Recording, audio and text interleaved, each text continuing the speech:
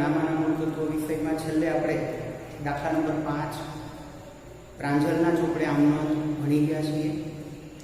હવે દાખલા નંબર 6 શરૂ કરતા પહેલા એમાં મૂડી અને ઉપાડને લગતા વ્યવહારો એટલે કે ટ્રાન્ઝેક્શન આવેલા છે. તો મૂડી અને ઉપાડના ટ્રાન્ઝેક્શનો માટે આમનો કઈ રીતે થાય એના વિશે અગાઉ આપણે ચર્ચા કરી ગયા છીએ. તો અત્યારે દાખલા નંબર 6 એની મૂડી અને ઉપાડની થિયરી આપણે જોઈ ગયા છીએ. તો નીચેના વ્યવહારોની નોંધ શ્રી શુભમની આમ નોંધમાં લખો. તો અહીંયા અત્યારે પેજ નંબર 102 ઉપર તમને રકમ આપેલી છે. એટલે ટ્રાન્ઝેક્શન તમારે વિડીયો લેક્ચર ચાલુ હોય ત્યારે તમારે વ્યવહારો કે ટેક્સ્ટ બુકની અંદર 102 પેજ ઉપર જોઈ અને પછી આમ નોંધ શીખવાની છે. એટલે કે ટ્રાન્ઝેક્શનો તમારે જોતા રહેવાનું છે, ટેક્સ્ટ બુક ખુલ્લી રાખવાની છે અને એ પ્રમાણે આપણે અહીંયા અત્યારે આમ નોંધ શરૂ કરીએ છીએ. તો સૌપ્રથમ વર્ષ છે 2014 અને જાન્યુઆરી મહિનો. એમાં સૌપ્રથમ અહીંયા 2014 એ વર્ષ લખાશે અને જાન્યુઆરી 1 એમાં પ્રથમ ટ્રાન્ઝેક્શન છે 10,000 નો માલ સ્ટોક, 15,000 રૂપિયા રોકડા, 5,000 નું ફર્નિચર અને 10,000 ના દેવાદારો લાવી ધંધો શરૂ કર્યો. તો માલ સ્ટોક છે, મિલકત છે, આવે તો ઉધાર થાય. રોકડ રૂપિયા છે પણ ચાલુ મિલકત છે, આવે તો ઉધાર થાય. ફર્નિચર મિલકત છે, ધંધામાં આવે તો ઉધાર થશે. અને દેવાદારો એટલે લેણું એટલે કે ચાલુ મિલકત છે એ પણ આવે તો ઉધાર થશે. એટલે ચારે ચાર બાબતો ઉધાર થશે અને એ બધું જ મૂડી ખાતે જમા થશે. તો પ્રથમ આવવાનું થશે માલ સ્ટોક ખાતે ઉધાર, રોકડ ખાતે પણ ઉધાર. માલ સ્ટોક ખાતે ઉધાર છે 10,000 રૂપિયા, રોકડા રૂપિયા છે 15,000,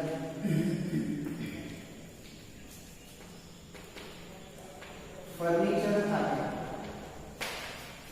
ઉધાર 5,000 અને દેવાદાર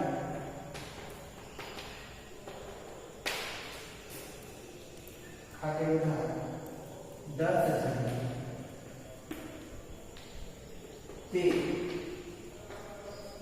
મૂડી ખાતે જમા થશે અને 15 અને 5 20 ને 20 40,000 રૂપિયા એ જમાના ખાનામાં થશે. બાબત છે ત્યાં લખાશે માલ સ્ટોક, રોકડ, ફર્નિચર તથા દેવાદારો લાવી ધંધો શરૂ કર્યો અથવા ધંધો શરૂ કર્યાની નોંધ જાન્યુઆરી 1. હવે 12 તારીખ તો કે અંગત મોટર કાર 80,000 રૂપિયામાં વેચી અને 50,000 રૂપિયા રોકડા ધંધામાં લાવેલા છે. તો હવે ધંધાનો માલિક પોતાની અંગત બાબતોમાં શું કરે છે એનાથી આપણે કોઈ લેવા દેવા નથી. એ એના ઘરના જે ટ્રાન્ઝેક્શનો છે, ઘરની અંદર શું બનાવો બને છે કે અંગત બાબતોમાં શું બને છે એનાથી કોઈ ધંધાને લેવા દેવા નથી. એટલે કે અંગત એના જે પર્સનલ ટ્રાન્ઝેક્શન છે એ ધંધાના ચોપડે નામામાં લખાતા નથી. આપણે ફક્ત ધંધામાં શું થાય છે, ધંધાનો માલિક ધંધા સાથે કયા પ્રકારની લેવડ દેવડ કરે છે કે ધંધા સાથે જે લેવડ દેવડ થાય એની લેતી દેતીના વ્યવહારો એ જ અહીંયા આપણે ચોપડે નોંધવાના છે. એટલે એને 80,000 રૂપિયામાં વેચી મોટર કાર કે 5,000 રૂપિયામાં વેચી એનાથી આપણે કોઈ લેવા દેવા નથી. આપણે ફક્ત શું કર્યું તો કે ધંધાની અંદર એને રોકડા 50,000 રૂપિયા ધંધામાં લાવેલા છે. તો રોકડ આવે છે એટલે મિલકત છે અને મૂડી તરીકે ત્યાં સ્થિર થશે. એટલે ત્યાં લખાશે રોકડ ખાતે ઉધાર, તે મૂડી ખાતે જમા. તો તારીખ છે જાન્યુઆરી 12 અને રોકડ ખાતે ઉધાર, તે મૂડી ખાતે જમા 50,000 રૂપિયા. અને બાબત જમા કરશે અંગત પારદર્શક રોકડા ધંધામાં ધંધામાં લાવી. તમે તમારી અંગત મોટર કાર વેચી છે અને એ રૂપિયા ધંધામાં લાવો છો. હવે અહીંયા આ પેજ પૂરું થાય છે એટલે કે બોર્ડ માટે. તો અહીંયા સરવાળો આગળ લઈ જાય એ રીતે નહીં લખવું, કારણ કે આપણે તો વિડીયો લાંબો થઈ જશે. એટલે આપણે આ દાખલો પૂરો કરવાનો છે. તો 13 તારીખમાં તો ત્યાં છે જાન્યુઆરી 13. તો કે ઘર ખર્ચ માટે 1000 રૂપિયા રોકડા બેંકમાંથી ઉપાડ્યા. ઘર ખર્ચ માટે તમે રૂપિયા ઉપાડો છો એનો મતલબ કે ધંધામાં રૂપિયા આવતા નથી પણ ઘરે જતા રહે છે. તો ઘર ખર્ચ માટે એટલે એને ઉપાડ કહેવાય. ઘર ખર્ચ એટલે ઉપાડ છે. તો 1000 રૂપિયા તમે બેંકમાંથી ઉપાડો એટલે બેંક શિલ્લક ઘટે અથવા તો બેંક લાભ આપનાર છે. તો આમ નોંધ થશે ઉપાડ ખાતે ઉધાર તે બેંક ખાતે જમા. તો ત્યાં આમ નોંધ છે ઉપાડ ખાતે ઉધાર તે બેંક ખાતે. બેંકમાંથી રોકડા રૂપિયા ઉપાડો છો એટલે બેંક શિલ્લક ઘટે છે. તો 1000 રૂપિયાથી ત્યાં થશે 1000 રૂપિયા ઉધારના અને 1000 રૂપિયા જમાના બાબત છે.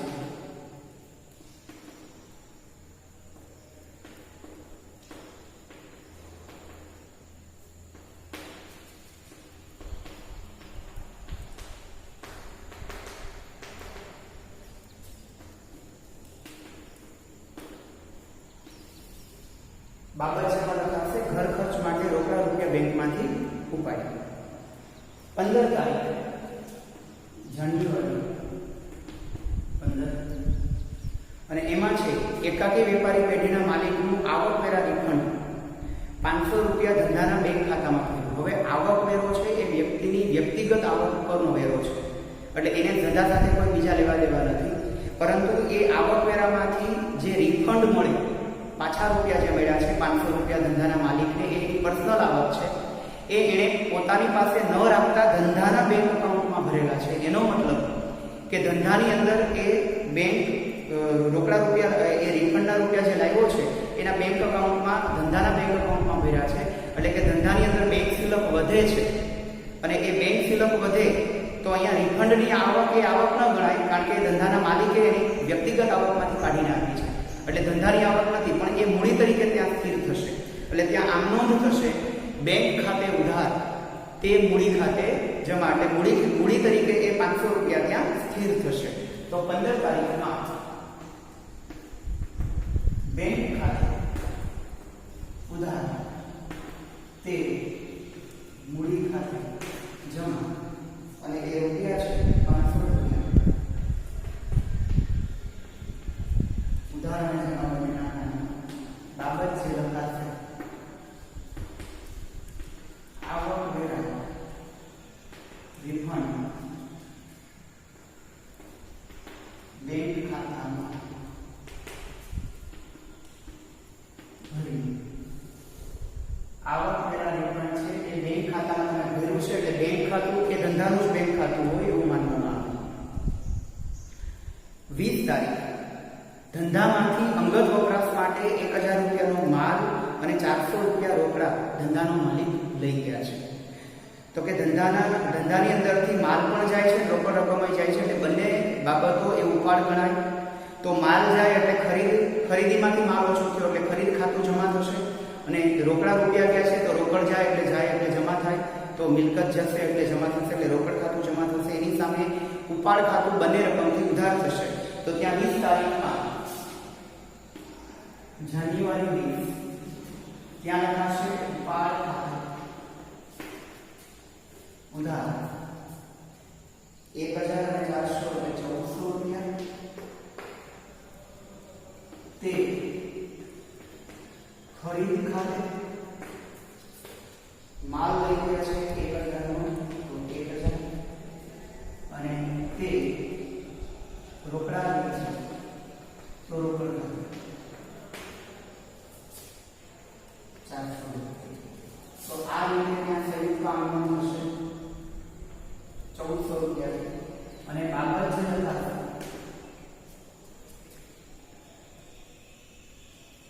કે માલ તથા રોકડના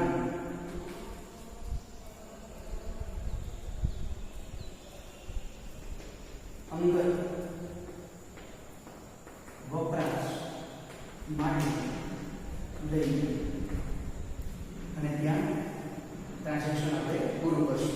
માલ તથા રોકડ નાણાં છે અંગત વપરાશ માટે લઈ ગયા છે. હવે ત્યાં આગળ વધતા પહેલા આ શરતને પૂછવું પડશે.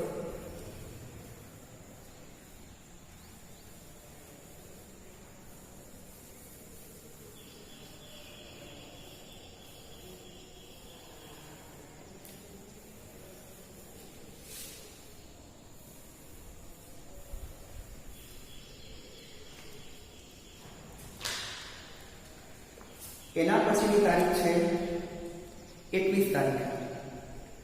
તો કે પુત્રીની પ્રવાસ ફીના રૂપિયા 1500 ધંધામાંથી ચૂકવ્યું. તો ધંધાની અંદરથી તમે રૂપિયા ચૂકવો છો. પુત્રીની પ્રવાસ ફી જે તમારે ઘરેથી ભરવાની હોય એને બદલે ધંધામાંથી ભરો છો, એટલે ફરી ઉપાડ કરો છો. આપણે અગાઉ જે આ બાબતની ચર્ચા કરી ગયા કે અહીંયા મૂડી અને ઉપાડને કરતા ટ્રાન્ઝેક્શનને માટેનો જ આખો ખાસ દાખલો છે. તો ઉપાડ કરો છો તો ઉપાડ ખાતું ઉધાર થશે અને ચૂકવ્યા શબ્દ છે એનો મતલબ રોકડા રૂપિયા ગયા છે તો એ રોકડ ખાતું જમા થશે. તો 21 તારીખ ત્યાં જાન્યુઆરી 21 માં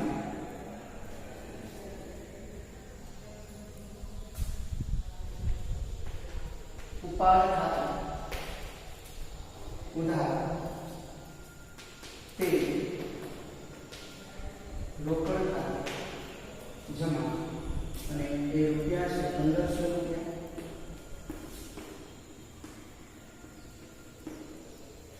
અને બાબતજીમાં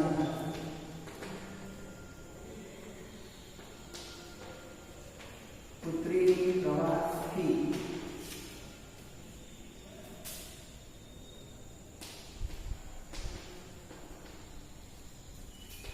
ધંધામાંથી ભર્યાની નોંધ. પુત્રીની પ્રવાસ ફી ધંધામાંથી ભર્યાની નોંધ. 28 તારીખ છે. એમાં છે ગંગા ફર્નિચર માર્ટમાંથી 2000 નું ફર્નિચર ઘર માટે ખરીદ્યું. જો ધંધા માટે ખરીદે તો ફર્નિચર ખાતું ઉધાર થશે, પરંતુ ઘર માટે ખરીદો છો એનો મતલબ કે ફર્નિચર ધંધામાં ના આવતા ઘરે જતું રહે છે તો એ ફરી ઉપાડ થશે, એટલે ત્યાં ઉપાડ ખાતું ઉધાર થશે. ફર્નિચર મિલકત છે પણ આપણા ધંધામાં અંદર મિલકત આવતી નથી, એ ઘરે જતી રહી છે, એટલે અંગત વપરાશ માટે લઈ ગયા છે ફર્નિચરને. અને ગંગા ફર્નિચર માર્ટ એ ધંધાના સંબંધોને લીધે તમને ઉધારે માલ આપનાર છે. એટલે ગંગા ફર્નિચર માર્ટમાંથી તમે ફર્નિચર ખરીદો છો પણ ઘર માટે ખરીદો છો તો ઉપાડ ખાતે ઉધાર થશે અને ગંગા ફર્નિચર માર્ટ એ લાભ આપનાર એટલે કૃત્રિમ વ્યક્તિનું ખાતું એ જમા થશે. તો 28 તારીખ જાન્યુઆરી 28 ત્યાં થશે ઉપાડ ખાતે ઉધાર તે ગંગા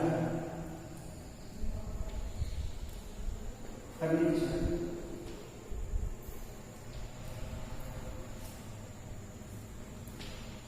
માં ખાતે જમા. અને એ ફર્નિચર છે 2000 રૂપિયા. તો બાબતજીમાં લખાશે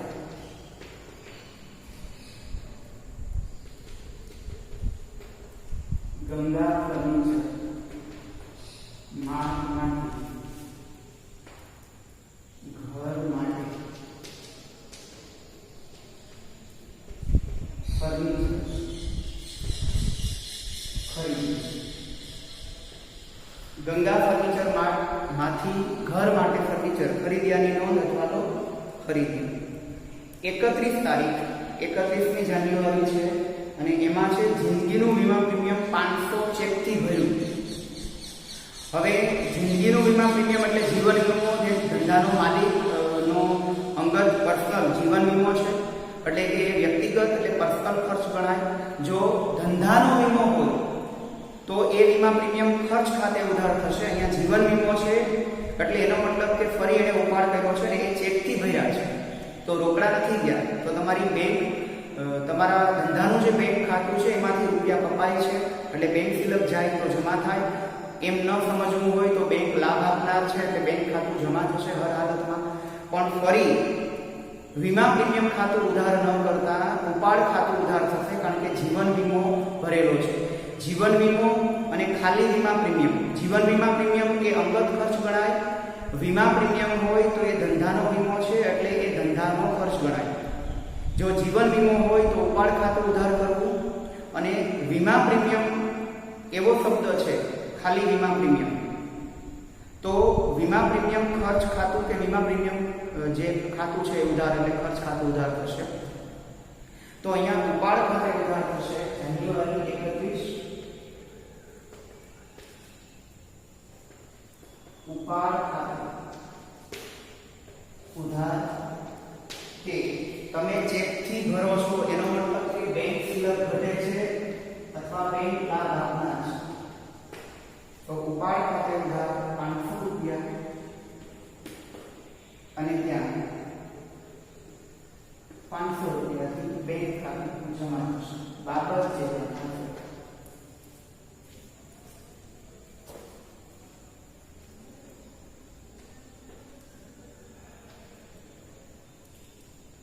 જીવન વીમો.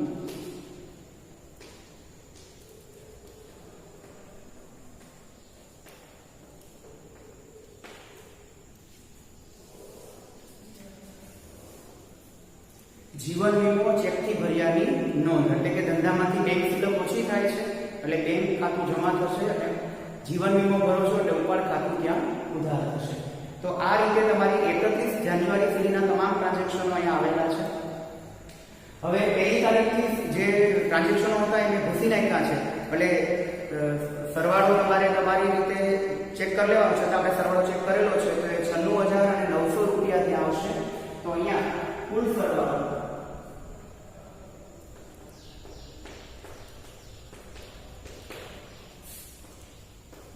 96,900 એ આ રીતે લખી દેવાનું અને નીચે આ રીતે એન્ટ્રી કરવી. તો જે પણ આમનો અહીંયા આપણે આપણા નામાના ચોપડે લખીએ ત્યારે દાખલો પૂરો થાય ત્યારે કુલ સરવાળો છે એ ઉધાર અને જમા બંને બાજુ સરખો થશે અને આ રીતે દાખલો પૂરો થશે. હવે આની અંદર એક બાબત સમજવાની છે કે બાબત જે લખો છો બાબત છે એની અંદર તમારે વ્યવહારની ટૂંકી સમરી લખવાની છે. એટલે કે જે વિગતનું ખાનું હોય એની અંદર આ એક જ લીટીમાં સમાઈ જવી જોઈએ, એમાં બે લીટી ન થવી જોઈએ. એટલે કે બને ત્યાં સુધી વિગતનું ખાનું આટલું મોટું રાખવું, વિગતનું ખાનું મોટું રાખવું, એની સામે બાબત જે છે એ ટૂંકમાં લખવી. આખી તમામ બાબતો લખવાની નથી. માનો કે પહેલું ટ્રાન્ઝેક્શન છે તો એમાં લખવું પડે આપણે કે માલ સ્ટોક લાવ્યા છે, ફર્નિચર લાવ્યા છે, રોકડ લાવ્યા છે, દેવાદારો લાવ્યા છે, તો એ લખવું પડે. તો એમાં અમુક ટ્રાન્ઝેક્શનની અંદર બાબત જે મોટી બને તો ચાલે, પણ બધા ટ્રાન્ઝેક્શનની અંદર બાબત જેને બહુ મોટી રાખવાની જરૂર નથી. એટલે કે ત્યાં ટૂંકમાં સમરી રાખવી, એટલે કે એક જ લીટીમાં વિગતના ખાનામાં એક જ લીટીમાં એ સમય જવી જોઈએ. એ રીતે બાબત જે છે એ સમરી સ્વરૂપે તમારે ખાલી લખવાની છે. બાબત જેની જ્યાં સુધી વાત આવે ત્યાં સુધી બોર્ડના પેપરોમાં પણ બાબત જે છે એ વ્યવસ્થિત રીતે કોઈ ચેક કરવામાં આવતી નથી. ફક્ત આપણા માટે બે જ ખાના મહત્વના છે.